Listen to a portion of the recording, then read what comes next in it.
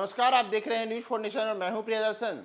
बिहार में नीतीश कुमार को घेरने के लिए भारतीय जनता पार्टी अपने हर उस साथी को साथ लाने की तैयारी में है जो नीतीश कुमार और महागठबंधन को बड़े स्तर पर नुकसान पहुंचा सकते हैं।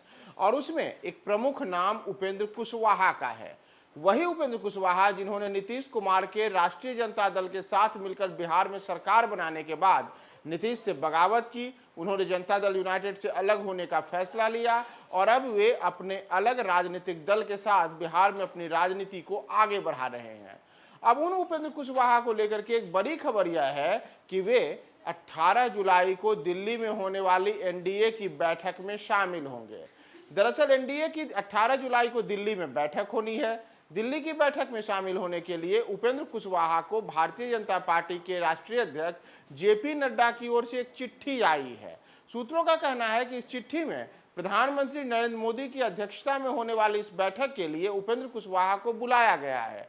उनसे कहा गया है कि आप बिहार में हमारे साथ आकर के एनडीए के एक प्रमुख घटक दल के रूप में साथ रहकर चुनाव में उतरें और हम सब एक साथ मिलकर के राष्ट्र निर्माण की दिशा में आगे बढ़ेंगे और देश को आगे बढ़ाने के साथ ही अगले लोकसभा चुनाव में एनडीए की जीत सुनिश्चित करेंगे।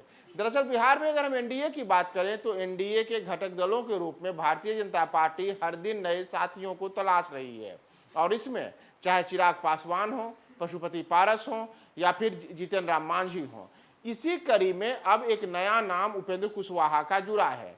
दरअसल एनडीए की जो 18 जुलाई की बैठक होनी है उस बैठक के लिए पहले ही उपेंद्र कुशवाहा के अतिरिक्त चिराग पासवान, पशुपति पारस और जीतन राम मांझी को भारतीय जनता पार्टी की ओर से चिट्ठी आ चुकी है जिसमें प्रधानमंत्री की ओर से तीनों को बुलावा आया है।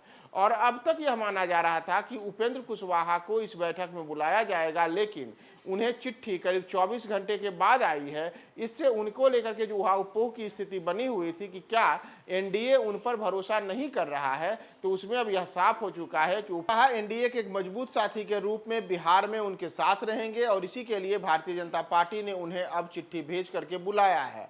अब देखना यह महत्वपूर्ण है कि उपेंद्र कुशवाहा के साथ साथ एनडीए की इस बैठक में कौन कौन जाते हैं, क्योंकि बिहार में जिस वोटों के समीकरण की बात होती है उसमें जातीय समीकरण बेहद अहम रहते हैं। उपेंद्र कुशवाहा बिरादरी से आते हैं। नीतीश कुमार का जो कोर वोट बैंक रहा है उसमें कुर्मी और कुशवाहा वोट बैंक को लेकर के लवकुश समीकरण माना जाता है।